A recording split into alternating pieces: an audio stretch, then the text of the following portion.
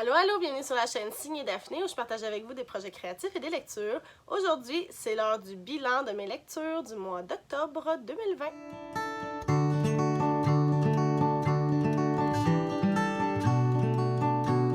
J'espère que vous allez bien aujourd'hui. Ça me fait plaisir de vous retrouver pour cette vidéo bilan lecture mensuelle. Au mois d'octobre, j'ai lu 6 livres en tout. Je participe aussi à 3 challenges. Là. Je sais pas ce qui m'a pris honnêtement. Je pense que c'est un petit peu too much. Mais bon, coudonc, c'est la vie. Je me suis lancée. On verra ce que ça va donner au bout du compte. Mais avant que je commence, je veux juste vous rappeler que toutes les informations sur les livres que je mentionne se retrouvent toujours dans la barre d'infos juste en bas, ainsi que toutes les informations pour venir me rejoindre sur les réseaux sociaux. Et j'en profite pour vous demander de vous abonner si ce n'est pas encore fait. Donc ces 3 challenges-là, il y a le Pumpkin Autumn Challenge qui est organisé par le Terrier de Guimauze, le Challenge Cocooning Automnal qui est organisé par Au Boudoir de Candy Shy et Québec en novembre qui est organisé par Karine Minier de Mon Coin Lecture ou sa chaîne YouTube qui s'appelle simplement Karine Minier. Dans la barre d'infos, vous allez aussi trouver les vidéos explicatives de ces challenges-là. Puis j'essaye fort, mais bon, je suis pas trop certaine que ce soit de grand succès jusqu'à maintenant. Et puis donc, je l'ai déjà dit, mais ce mois-ci, je me suis rapprochée d'un nombre livres lus qui ressemble plus à ma moyenne habituelle. J'en ai lu 6, puis j'en ai un qui est commencé, mais qui n'est pas encore fini, alors je peux pas l'inclure dans mes lectures du mois. Ça m'amène à un total de 56 livres lus cette année sur un objectif de 40, alors 16 de plus que ce que j'avais prévu lire. Tant mieux, je suis bien contente.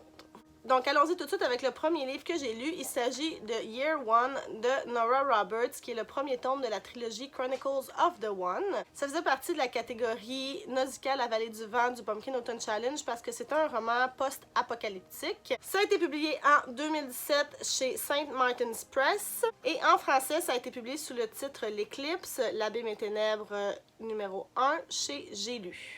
Nora Roberts, elle est vraiment connue pour faire de la romance. Elle est un peu, comment on pourrait dire, un petit peu quétaine. Moi, c'est ma quétaine préférée. On en a tous une quétaine qu'on aime bien, des petites lectures doudou qui nous font du bien. Mais là, elle s'en va vraiment dans un autre genre, dans du fantasy post-apocalyptique.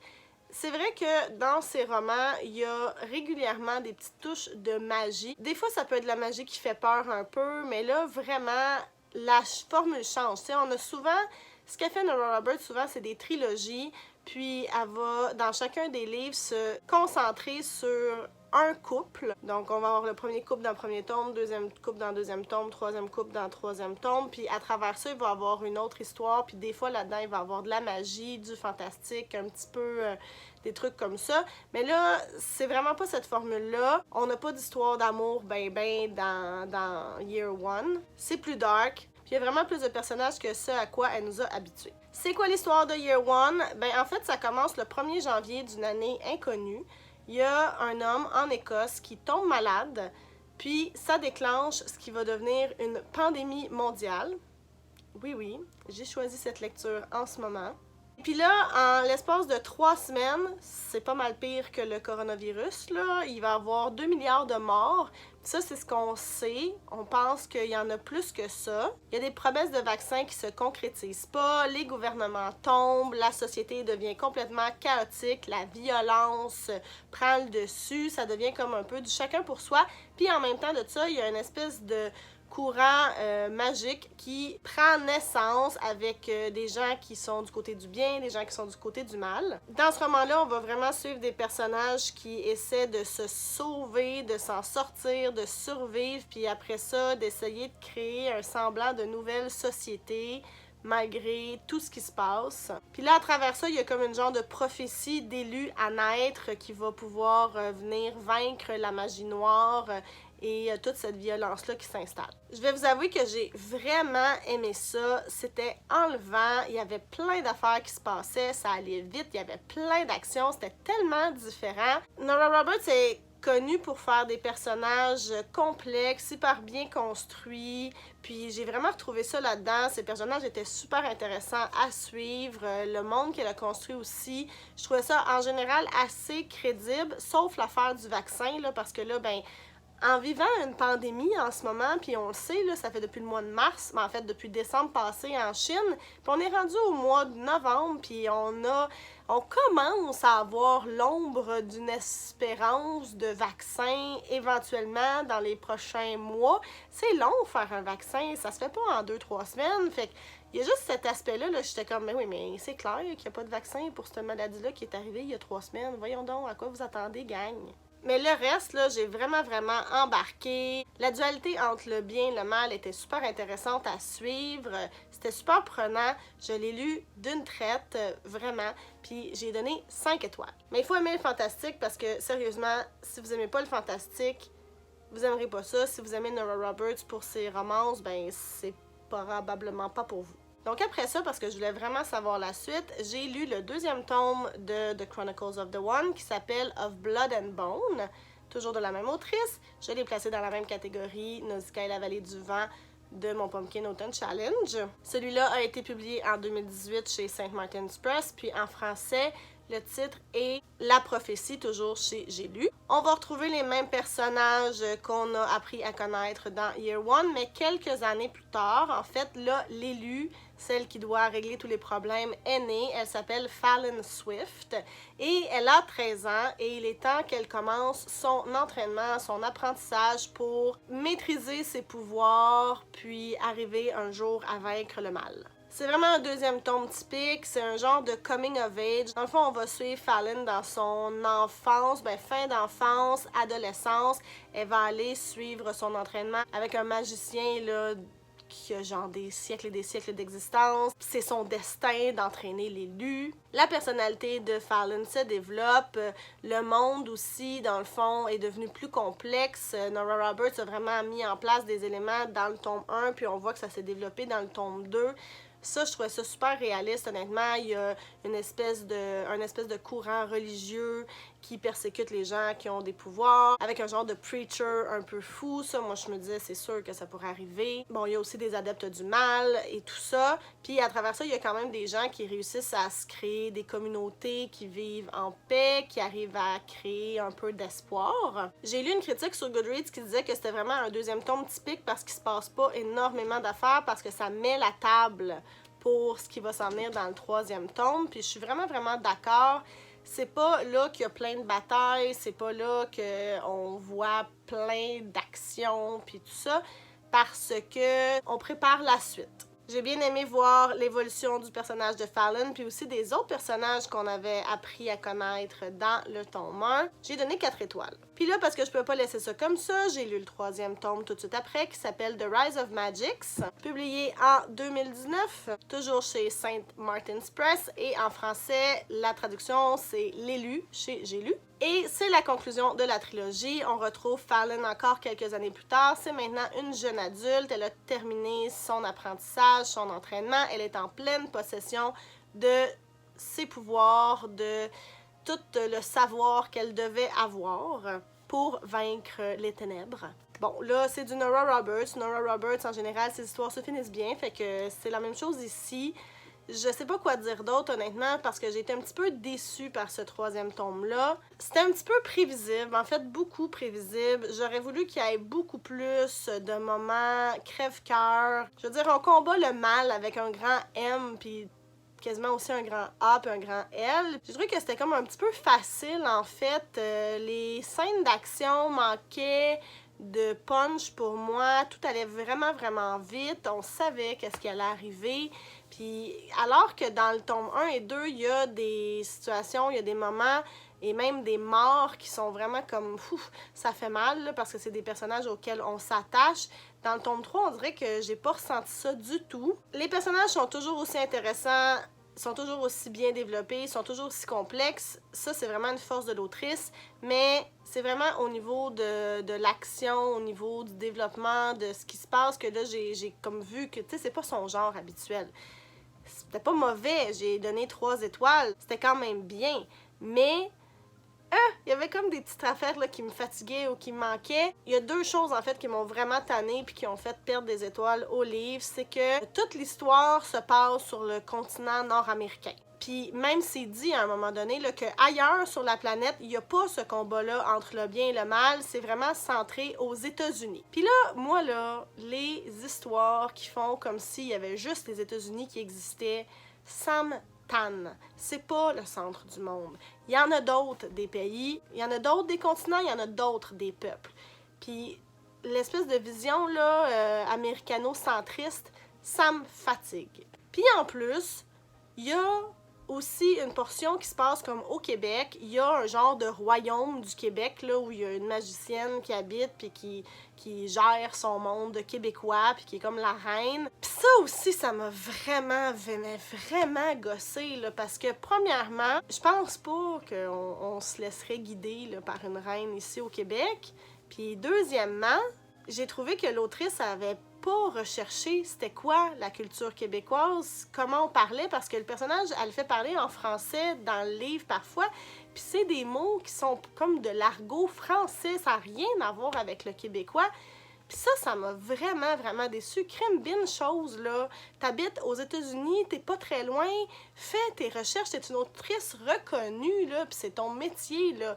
Va trouver la bonne information. Donc voilà, j'ai donné seulement 3 étoiles à ce livre, puis tu sais, honnêtement, je sais pas, je pense pas que je vais le descendre à 2, mais c'était peut-être plus un 2,5 qu'un 3, puis ça a été vraiment une déception pour cette trilogie-là, parce que j'avais vraiment aimé le premier et le deuxième.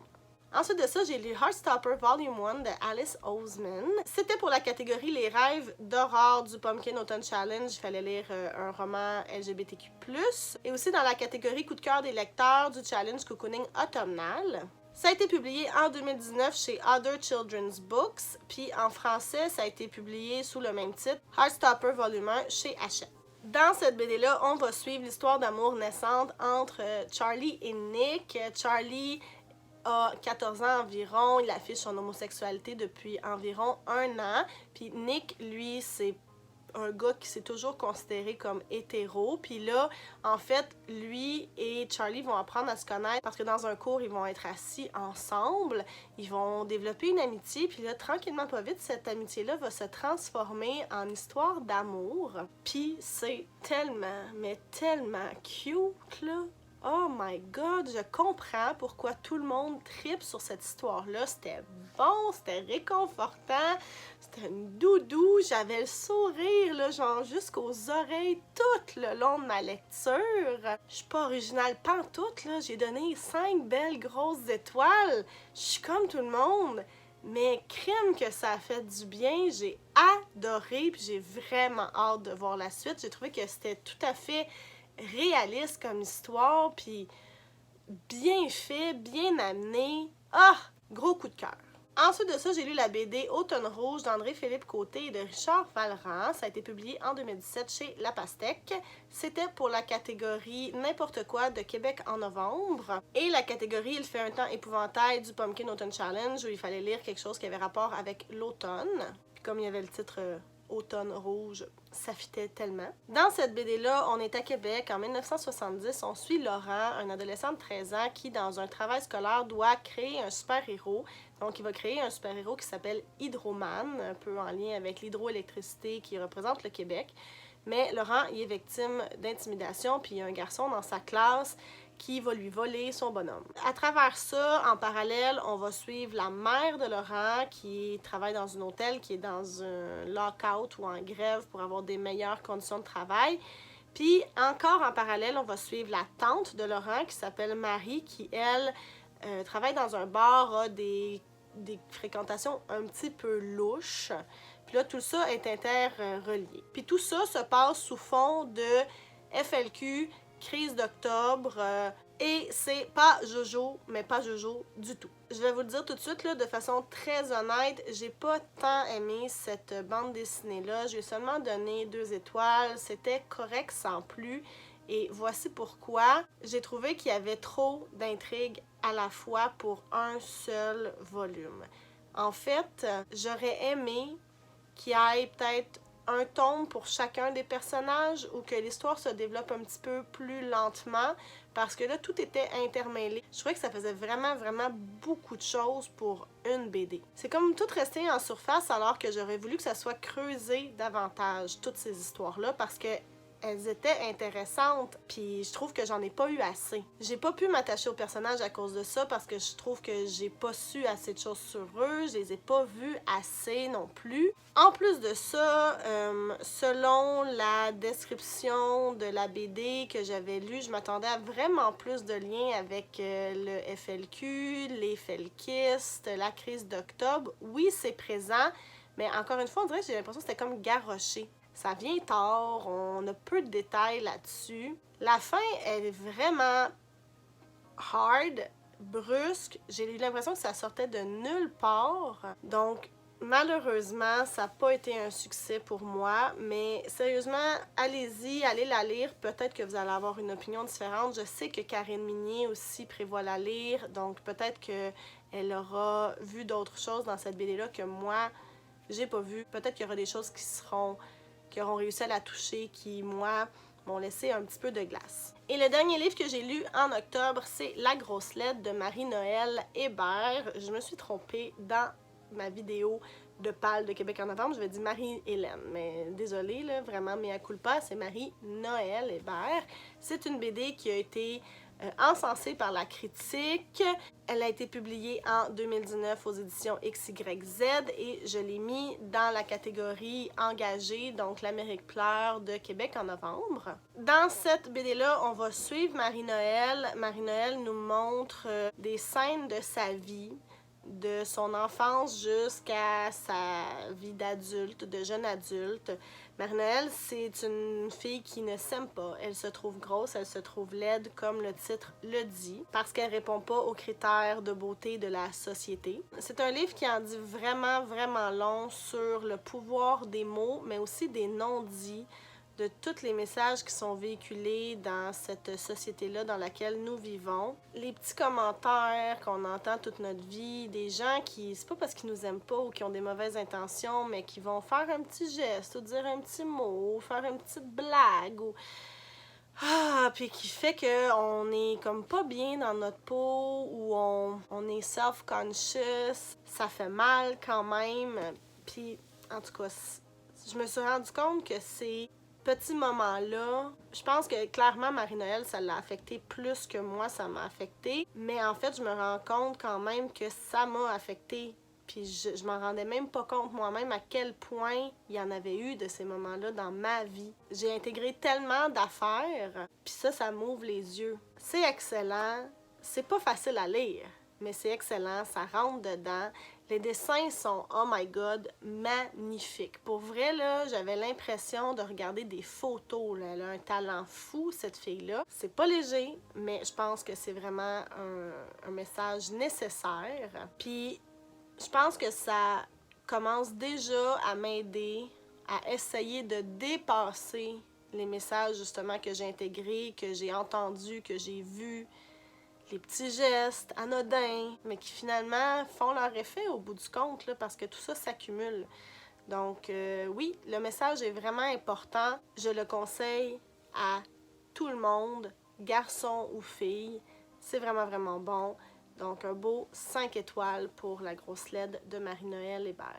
C'était donc mes lectures du mois d'octobre 2020. Venez me dire dans les commentaires s'il y a des livres que j'ai lus que vous aussi vous avez lus, ce que vous en avez pensé. Sinon, venez me dire ce qui a peuplé votre mois d'octobre. N'oubliez pas que toutes les informations sur les livres que j'ai mentionnés se retrouvent dans la barre d'infos juste en bas, ainsi que toutes les informations pour venir me rejoindre sur les réseaux sociaux. N'hésitez pas à vous abonner si vous aimez le contenu que je vous propose. Je vous remercie beaucoup, beaucoup d'avoir été là et je vous dis à bientôt. Bye bye!